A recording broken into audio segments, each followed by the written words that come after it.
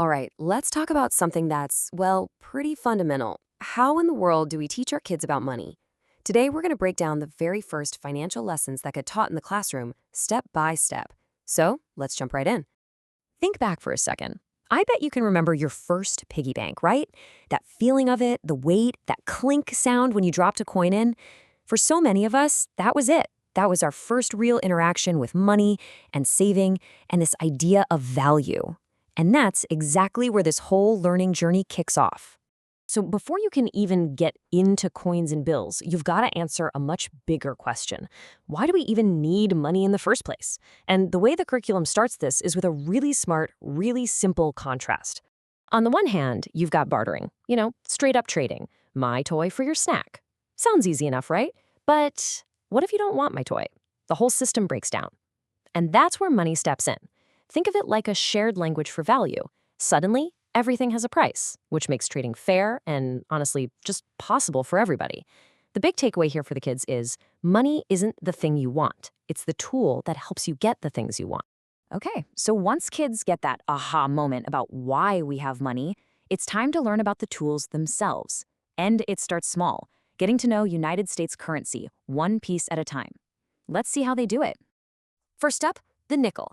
Students learn to recognize it not just by looking at it, but by touch and by all its little details. It's silver-colored, it's got Thomas Jefferson on the front, his home Monticello on the back, and, this is a key detail, it has a smooth edge. These physical things are the first hooks for their memory. And of course, the next step is connecting that physical object to its value. 5 cents. This is huge.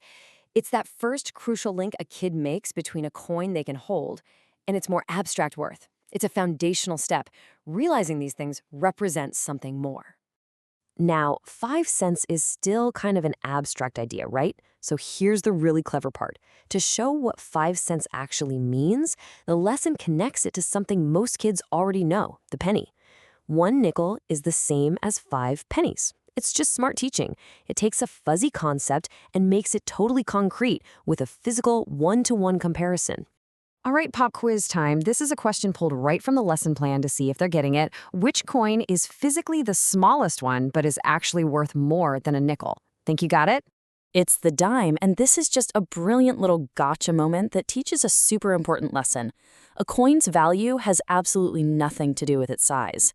It's that classic trick question that really makes the lesson stick, because it totally challenges what you'd first assume. So let's properly meet the dime. It is our smallest coin, it's also silver, and it has Franklin D. Roosevelt on the front. And here's another key feature, it has a ridged edge. That's a great way to tell it apart from a nickel, just by touch. And its value? A cool 10 cents. And you can see the pattern here, can't you? To really hammer home the idea of value, they immediately show how this new coin relates to the last one. 1 dime is worth the same as 2 nickels. You can see how these lessons are stacking on top of each other, building this really solid, connected foundation of knowledge. Okay, so at this point, the students can identify money and they get its value. So what's next? Well, now it's time to learn the philosophy behind spending. And this is arguably the most important lesson of the whole thing, how to make a choice. The lesson boils it all down to 2 super simple categories. First, you have needs. These are the things you absolutely have to live: food, water, a roof over your head. And then you have wants, which is pretty much everything else: the toys, the video games, that extra cookie. Making this distinction is the bedrock of basically every financial decision we ever make. And this is where the idea of saving comes into the picture. I absolutely love this definition. Saving isn't just not spending your money. It's an active decision. It's about choosing to delay gratification. It's deciding to use your money for something you want or need just later. And empowers kids to see saving as a choice that they get to control. So let's recap. You get what money is for, you can pick out the different coins, and you understand the difference between a need and a want. Now, there's only one thing left to do. Put it all into practice. And this is where it all comes together. The entire curriculum leads up to this brilliant, hands-on activity, a simulated shopping experience. This is the moment where all those abstract ideas suddenly become real. You could call it the final exam, but it's way more fun. And check this out, the process perfectly mirrors the lessons they just learned. First, the kids have to identify something they need from a bunch of items. Second, they have to count out their saved money to make sure they have enough. And third, they actually complete the transaction, they make the purchase.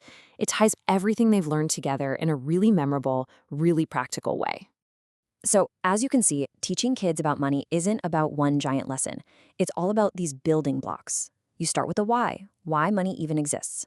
Then you learn to identify it, you grasp its value, you learn how to prioritize, and finally, you apply all of that knowledge in a situation that feels real. And that kind of leaves us with a final thought to chew on. We've just walked through how that foundation is built, but as our world keeps changing, what do you think is the single most important financial lesson we need to be passing on to the next generation? It's definitely something to think about. Thanks for joining me for this explainer.